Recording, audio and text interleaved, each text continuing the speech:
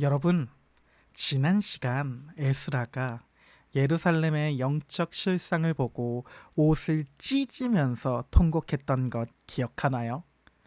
그런데 여러분, 아기들을 가만히 관찰해 보면 정말 재미있는 모습이 나옵니다. 으앙! 하고 소리는 아주 서럽게 내는데 응애 하면서 막상 얼굴을 자세히 보면 눈물은 한 방울도 안 나는 매우 귀여운 거짓 울음을 터뜨릴 때가 있습니다.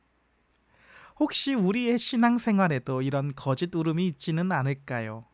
말씀을 듣고 감정적으로 찔려 눈물은 흘리는데 문을 열고 나가면 내 삶의 행동은 단 1도 변하지 않는 그런 모습 말입니다. 과연 그것을 우리는 참된 회개라고 할 수 있을까요? 진짜 회개는 감정적인 눈물에서 끝나지 않습니다. 그 눈물이 뺨을 타고 흘러내려 우리 삶의 현장을 흠뻑 적시고 마침내 잘못된 것을 단호하게 끊어내는 결단으로 이어질 때에 진짜 회개가 비로소 완성됩니다. 오늘 이야기는 그 눈물의 골짜기를 지나 이방 여인들과 결별하는 뼈아픈 수술을 감행하는 에스라 10장의 처절한 결단으로 시작됩니다. 그리고 그로부터 에스라로부터 약 13년 뒤에 저 멀리 페르시아 궁전에서 고국의 아픔의 소식을 듣고 심장이 터질 듯 울며 일어난 한 사람 느헤미야의 이야기가 새롭게 펼쳐집니다. 단순히 무너진 성벽이 아니라 무너진 하나님의 영광을 다시 세우기 위해 목숨을 걸었던 이 사람의 이야기, 에스라 10장부터 이제 느헤미야 2장까지 느헤미야의 긴박한 현장 속으로 지금 함께 살펴봅시다. 에스라의 마지막 장인 10장에서는 아픔만큼 성숙해지는 거룩한 영적인 수술이 나옵니다. 에스라가 성전 앞에서 울며 엎드려 기도할 때에 수많은 백성들이 모여서 함께 소리 높여 통곡합니다. 이때 스가냐라는 사람이 용기를 내어 고백합니다. 우리가 이방 여자와 결혼하여 죄를 지었지만 이제 하나님의 법대로 이들을 다 내보내기로 언약을 세웁니다. 에스라는 힘을 얻어 지도자들을 불러 모으고 3일 안에 모든 백성을 예루살렘으로 소집합니다. 폭우가 쏟아지는 추운 날씨였지만 백성들은 죄의 심각성 앞에 떨며 서 있었습니다. 결국 3개월에 걸친 엄격한 조사를 통해 이방 아내를 둔 명단이 작성되었고 그들은 언약 백성의 정체성을 지키기 위해 사랑하는 가족과 헤어지는 뼈아픈 결단을 내립니다. 거룩을 지키기 위한 철저한 희생으로 에스라서 10장은 그렇게 이야기가 마치게 됩니다. 이제 느헤미야의 이야기가 시작됩니다. 수산궁이라고 하는 바사의 궁전에서 울려 퍼진 느헤미야의 통곡의 기도로 1장이 시작됩니다. 에스라의 사역 이후에 약 13년이 지났습니다. 페르시아 수산궁에서 왕의 술관원으로 있던 느헤미야에게 고국의 소식이 들려옵니다. 예루살렘 성벽은 허물어지고 성문들은 불탔으며 남은 백성들이 큰 환난을 당하고 있다는 소식입니다. 이 소식을 들은 느헤미야는 자리에 주저앉아 수일 동안 울면서 금식합니다. 그는 먼저 하나님의 크고 두려우심을 찬양하며 이스라엘의 죄를 자신의 죄로 고백합니다. 그리고 모세에게 약속하신 하나님의 언약을 붙들고 기도합니다. 주여, 오늘 이 종이 왕 앞에서 은혜를 잊게 하옵소서라는 장면으로 느헤미야서 1장이 마무리가 됩니다. 느헤미야서 2장은 왕의 허락과 밤의 비밀 촬영이 나옵니다. 느헤미야가 기도한 지 약 4개월 만에 기회가 옵니다. 아닥사스다 왕이 느헤미야의 수심 가득한 얼굴을 보고 이유를 묻습니다. 왜냐하면 이전까지 느헤미야는 왕 앞에서 한 번도 어려운 표정을 짓지 않았기 때문입니다. 왕이 왜 이렇게 표정이 좋지 않냐고 묻는 이 절체절명의 위기 순간, 느헤미야는 찰나의 순간 하나님께 묵도하고 담대하게 구합니다. 나를 유다 땅으로 보내어 그 성을 건축하게 하옵소서라고 말을 합니다. 하나님의 선한 손이 도우심으로 왕은 허락했을 뿐 아니라 심지어 군대 장관과 기병, 재료들까지 지원해 줍니다. 예루살렘에 도착한 느헤미야는 3일 만에 밤 몰래 성벽을 점탐하며 무너진 실상, 성벽이 얼마나 좋지 않은지 확인을 합니다.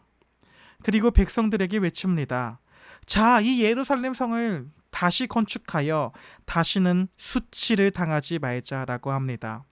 이에 도비야와 산발랏 같은 대적들의 비웃음이 시작되었지만 느헤미야는 하늘의 하나님이 우리를 형통하게 하실 것이라고 하며 당당히 선포하며 성벽 재건을 시작하려고 하는 이야기가 2장의 이야기로 마무리가 됩니다. 그렇다면 가족을 내보내는 뼈아픈 결단이 나오는 에스라서의 마지막 장면과 무너진 성벽을 보며 우는 느헤미야의 모습 속에서 우리는 우리를 살리는 예수 그리스도를 어떻게 만날 수 있을까요? 첫째로 우리를 죄에서 완전히 분리하시는 거룩의 완성자이신 예수님을 바라볼 수 있습니다.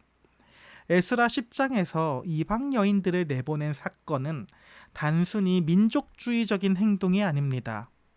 하나님의 백성이 세상과 섞여버려 구원의 통로가 막히는 것을 막으려는 처절한 몸부림이었습니다. 인간은 스스로 죄를 끊어낼 힘이 없습니다. 그래서 예수님이 이 땅에 오셨습니다. 예수님은 우리가 끊어내지 못하는 죄의 뿌리를 십자가에서 완전히 도려내셨습니다. 예수님의 보혈은 우리를 세상으로부터 구별하여 하나님의 거룩한 신부로 만드시는 유일한 능력입니다. 둘째로 무너진 우리를 보며 눈물 흘리시는 참된 중보자 예수님의 모습을 느헤미야서를 통해 볼 수 있습니다. 느헤미야는 편안한 궁궐 생활을 뒤로하고 고국의 아픔을 자기 아픔으로 여겨 울었습니다. 이는 장차 하늘 영광을 버리고 죄로 인해 무너진 우리 인생을 보며 눈물 흘리러 오신 예수님을 보여줍니다. 예수님은 예루살렘 성을 보며 우셨고 나사로의 무덤 앞에서 우셨습니다. 그리고 십자가에서 우리의 무너진 죄의 담을 자기 몸으로 대신 짊어지셨습니다. 느헤미야의 눈물이 성벽 재건의 시작이었다면 예수님의 눈물과 피는 우리 영혼의 영원한 재건의 기초가 되어주셨습니다. 그는 성전, 모퉁이 돌이 되시는 모든 주춧돌이 되어주십니다. 그 주춧돌을 통해 우리가 함께 지어지게 되는 것입니다. 세 번째로 원수의 비웃음을 뚫고 하나님의 나라를 세우시는 예수님입니다. 느헤미야가 성벽을 재건하려고 할 때에 산발랏과 도비야는 비웃고 조롱했습니다. 그러나 하나님의 선한 손이 함께 하실 때에 그 방해는 아무것도 아니었습니다.